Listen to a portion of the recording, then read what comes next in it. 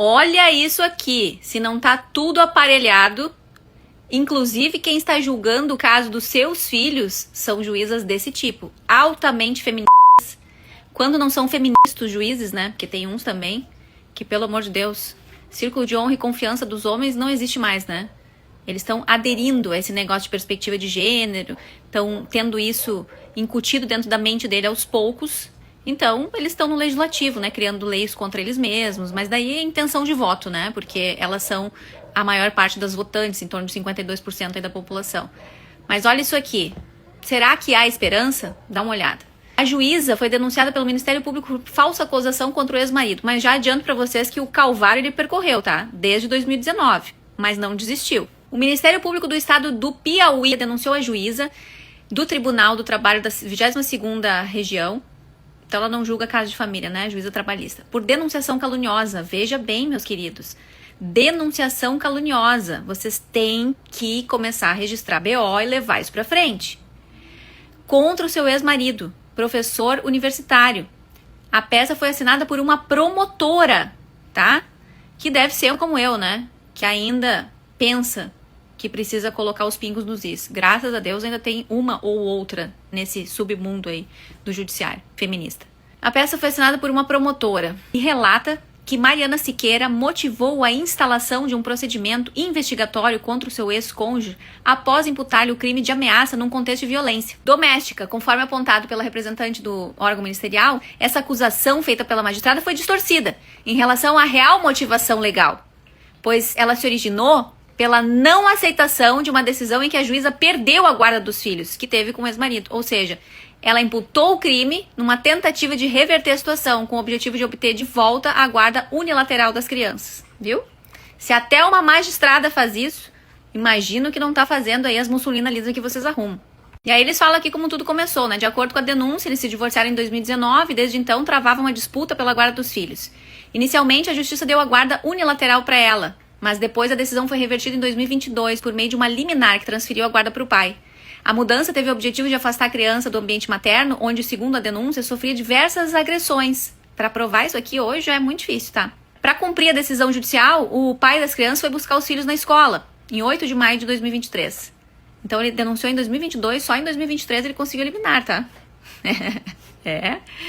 Mas eles já não estavam mais no local. 2 dias depois, a juíza, a alienadora, acionou a polícia militar e registrou um boletim de ocorrência para tentar impedir que o ex-marido retirasse as crianças na escola. Durante o atendimento, ela alegou ter a medida protetiva.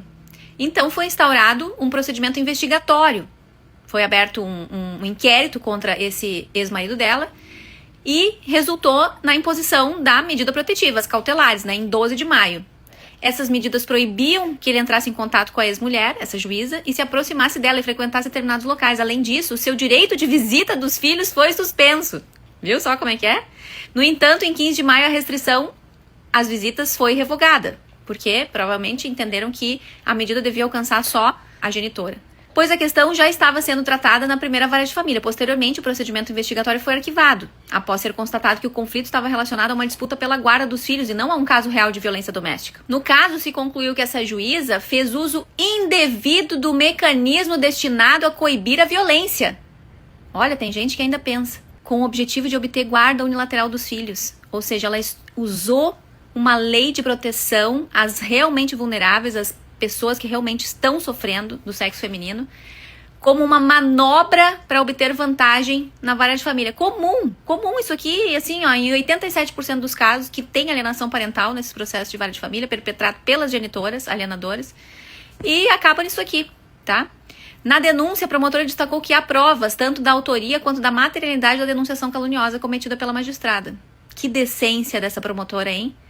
Olha que eu nem gosto muito de promotor, né? Mas essa aqui, autos investigativos comprovam que a denunciada, ou seja, essa magistrada, motivada por sentimentos pessoais, deu causa à instauração de procedimento criminal contra a vítima, movida pelo inconformismo com decisão judicial que alterava o regime de guarda das crianças, destacou essa representante do Ministério Público. O que o outro lado diz? Procurada, ela disse através de sua assessoria jurídica, veja bem, que essa narrativa de que a minha cliente estaria sendo processada por denunciação caluniosa não condiz com a realidade dos autos e sugere uma tentativa do agressor de inverter a lógica dos fatos, transformando-se de réu em vítima.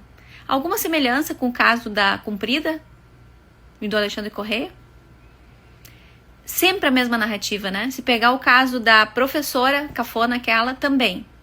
Vem a público a advogada militante dizer que minha cliente está sendo novamente agredida numa tentativa do agressor de se tornar vítima.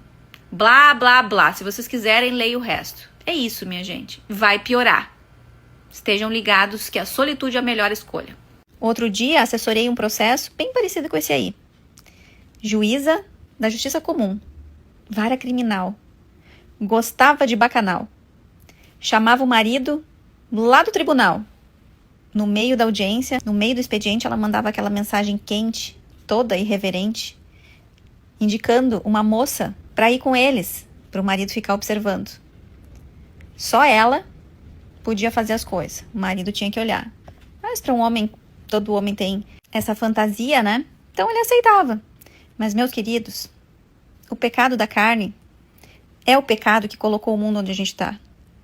Então parem, isso não vai dar bom. Nasceu uma filha dessa relação. Ela alienou. Quando soube que o marido estava de conversinha com a amiguinha que ela levou para a festinha. Se ela estivesse participando, estava tudo bem. Mas quando ela descobriu uma conversinha oculta, aí o mundo caiu. A casa dele caiu. Ela fez uma falsa acusação, usou números falsos, cadastros falsos, que ela mesma tinha acesso no tribunal. 2 juízes colegas dela se deram por suspeitos para julgar o caso dela. A guarda ficou unilateral e a visita dele, quinzenal, tinha que ser supervisionada. Quem que ela indicou para supervisionar? O pai dele. Olha que loucura. Ela preferia deixar a criança com uma estranha quando ela ia viajar, uma babá contratada, do que com o próprio pai. A luta dele é árdua, será longa ainda. Ela usa todos os mecanismos à disposição para ferrar com o cidadão. Então, meu camarada, presta atenção. A vida não é essa doce ilusão.